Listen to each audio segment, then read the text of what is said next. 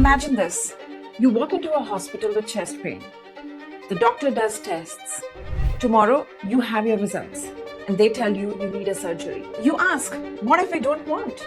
They say, let me show you. And they pull up your perfect virtual copy of your heart, not a generic heart, your heart. Then they run a simulation. They perform the surgery in the digital version first. They show you exactly what's going to happen. They show you the risks, recovery time, what your life looks like in next 6 months if you do the surgery, and what it looks like if you do not. This isn't a science fiction. Hospitals are already doing this now, and this is called as digital twin. But here is the real question. If healthcare can create a digital version of your heart, your brain, your disease, how much should we trust it? Because if digital twin is right, it can save time, reduce risk, and personalize the care. But if it's wrong, incomplete, or poorly governed, it creates a new kind of healthcare risk. So in this video, we will understand where digital twins came from. We will deep dive into 3 clinical use cases where digital twins are no longer just an idea. They are already proving their values in the real world and the future of digital twins. Let's get started. Most people think that digital twins are new in healthcare. A 2020s invention, something born after AI, cloud, Gen AI. But that's not true. To understand digital twins, we have to go back to April 1970, Apollo 13. 3 astronauts are almost 200,000 miles away from Earth. Suddenly, an oxygen tank explodes. The spacecraft is damaged. Oxygen is leaking, power is dropping, and the astronauts may have only hours to survive. And now think about it. NASA engineers cannot go to space and fix their spacecraft. They cannot afford to guess. They cannot say, let's try this and see what happens. So what do? They recreate the problem on Earth using spacecraft simulators, engineering models, telemetry, and real-time mission data. Mission controls tests, repair options before actually sending instructions to the astronauts. If we shut the system down, what happens? If we move power here, what happens? If we have this sequence instead, what fails? They simulated everything first. Only after testing the solution on Earth do they tell the astronauts what to do in their space. That decision-making approach helped bring Apollo 13 home safely. And this is the core idea behind any digital twin. When the real system is too risky, too expensive, or too far away to experiment on directly, you build a virtual version, test possibilities, and act with more confidence. So that was space. Then came jet engines. In the 1990s and 2000s, companies like GE and Siemens faced a similar problem. A jet engine was flying at 40,000 feet is not something you casually experiment on. One failure can really cost millions. One wrong assumption can risk lives. So they started using digital models to monitor engines, predict maintenance needs, and test failure scenarios before the real machine broke down. Then factories, turbines, power plants, and aircraft followed. And now healthcare is asking the same question. If we can simulate a spacecraft before we actually give instructions to astronaut, if we can simulate a jet engine before it fails mid-air, can we simulate a heart before surgery? Can we simulate a tumor before radiation? Can we simulate a patient's response before changing treatment? That is why digital twins matter in healthcare. Because in medicine, trial and error is not just expensive, it is personal. It is somebody's body, somebody's child, somebody's future. And that is where the story becomes very, very real. If you're still watching, you're exactly who TeqTalk is built for.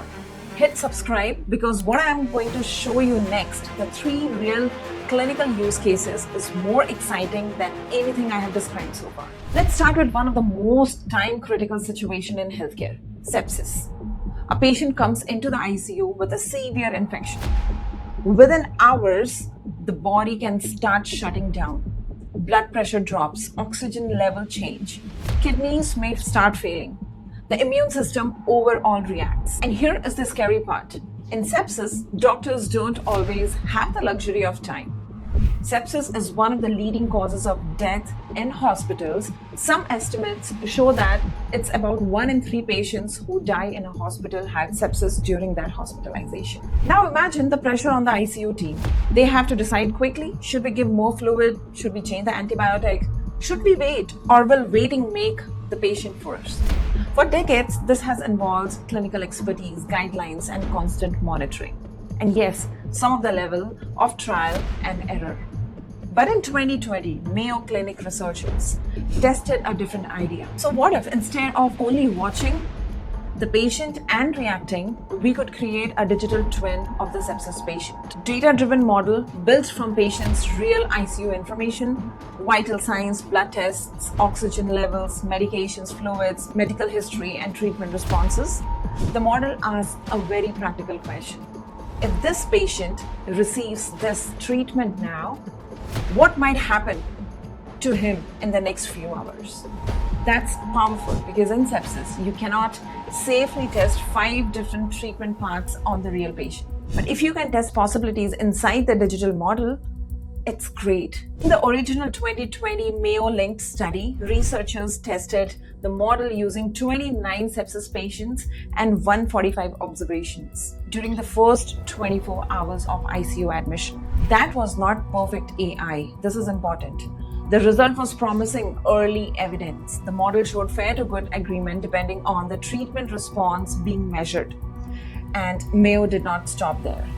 Later work looked at larger sepsis data sets, close to 20,000 sepsis patients admitted to Mayo ICUs over the 8-year period, identifying different patients' trajectories such as fast recovery and slow recovery. Then, in 2024, Mayo researchers presented newer work around a digital twin model trained on close to 30,000 critical care sepsis patients.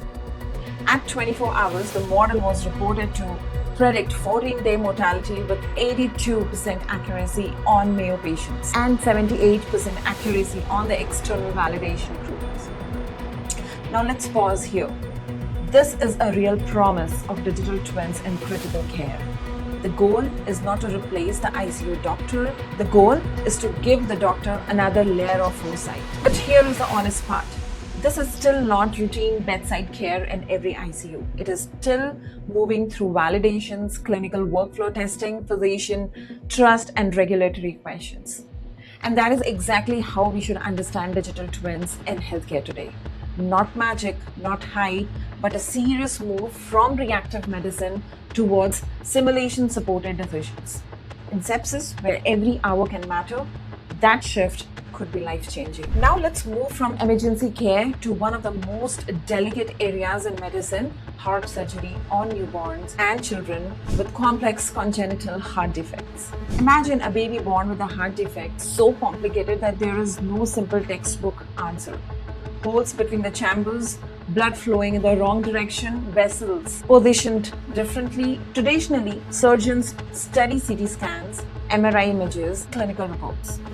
These tools are powerful, but the surgeons still have to mentally reconstruct a living, breathing, 3-dimensional heart from the images on the screen. And in a complex case, the uncertainty is frightening. So this is where Boston Children's Hospital became one of the leading pediatric centers, showing how patient-specific 3D modeling and computational simulation can move from research into real surgical planning for complex heart disease. Instead of only looking at images, the team can take the child's scan and build a digital model of that specific heart. The model can help the surgical teams understand the blood flow, evaluate pressure changes, and compare possible repair strategies before entering the operating room. So in one of the reported cases from May 2019, Boston Children's worked on a child with holes involving all 4 chambers of the heart, a highly complex case with no easy answer. The team created a digital model, tested 3 different repair strategies, studied the expected flow and pressure outcomes, chose the most promising approach, and rehearsed the plan before surgery. Then they operated. The repair worked as predicted. And this is a real shift. Innovation does not have to happen during the operation. It can happen before the operation, inside the model, before the first cut is made. By 2023, this approach had grown into a broader program for complex heart cases. By 24-25, Boston Children's started using advanced modeling, simulation, and surgical planning across many complex cardiac cases, including training and planning workflows. And the outcomes show why this matters. For the arterial switch procedure used for babies born with reverse arteries, Boston Children reported 60 cases with 100% survival. The success is because of the digital twin. Let's move on to our third case, which isn't just a crisis. It isn't a surgery. It's the world's most common chronic disease. Over 500 million people globally have type 2 diabetes. 1 in 10 adults in the US, and almost every single one of them gets the same advice on diagnosis day. Cut sugar, exercise, take this medication. You'll manage this for life. But here is the problem. Medicine has known for years and never solved. Two people, same age, same diagnosis, give them the exact same treatment and they respond completely different. One reverses it with diet, another one needs 3 medications. The third needs none, just sleep and stress management. Why? Because every human metabolism is different. And for decades, medicine has been treating them all the same. In 2018, a company called Twin Health set out to change that. They built what they call a whole body digital twin, a real-time computational model of your individual metabolism. And here is what it does. You wear a continuous glucose monitor, small sensor of your arm that tracks your blood sugar levels every minute around the clock without any needle pricks, and you pair it with fitness watch, scale, or a blood pressure cuff. Together, the platform captures up to 3,000 data points every single day across 174 health makers. That's 174 different measurements of how your body is functioning, from glucose to sleep quality to heart patterns. It builds a model for you, not the average diabetic patient, you specifically. The digital twin learns. When you eat rice, your blood pressure does this. When you sleep 6 hours instead of 8, your body's ability to process sugar, what your doctors call insulin sensitivity, changes like this. When you walk for 20 minutes after a meal, your post-meal glucose spike drops by this much. Then it predicts. Then it personalizes. Every recommendation calibrated to your biology, updated in real time. So what happened when clinic put this into a rigorous test? 150 adults with type 2 diabetes, randomized controlled trial, meaning half got the digital twin, half got standard care, randomly assigned so that the results can be explained by luck. Published in the New England Journal of Medicine Catalyst 2025 August. And the results? 71% of patients using the digital twin achieved an HbA1c below 6.5. That's the clinical definition of reversal. 75% crossed that line while eliminating most of their medications. In the control group, the standard care, the way diabetes is treated everywhere right now, only 2.4% achieved the same result. Here's what else happened in the digital twin group. GLP-1 medications, drugs like Ozempic that have been taken by the world by storm and cost thousands of dollars a year, their use dropped from 41 to 6%. Insulin, the daily injection that millions of diabetics depend on, dropped from 24% to 13%. Weight loss was twice as high compared to the standard care. Over 500 million people are living with a disease that medicine says you manage for life. The studies say for the majority of patients, that's not inevitable. It's not a medication problem. It's a personalization problem. And a digital twin just solved it. And here is what gives me genuine hope. Digital twins are being actively built for cancer, brain disease, for conditions that have stumped medicine for decades. So digital twins aren't just a medical technology, it's a mirror that shows you your biology before disease does, your risks before symptoms do, your future before it arrives. For the first time in human history, medicine isn't just reacting to what it goes wrong, it's seeing it coming. So that shift is happening right now in real hospitals on real patients. But here is a question nobody is asking aloud enough. When your digital twin predicts something you do not want to know, do you look forward? When it tells your insurance companies you are at high risk, who will protect you? When it is wrong, who is responsible? The technology is very much getting there. The harder question is, are we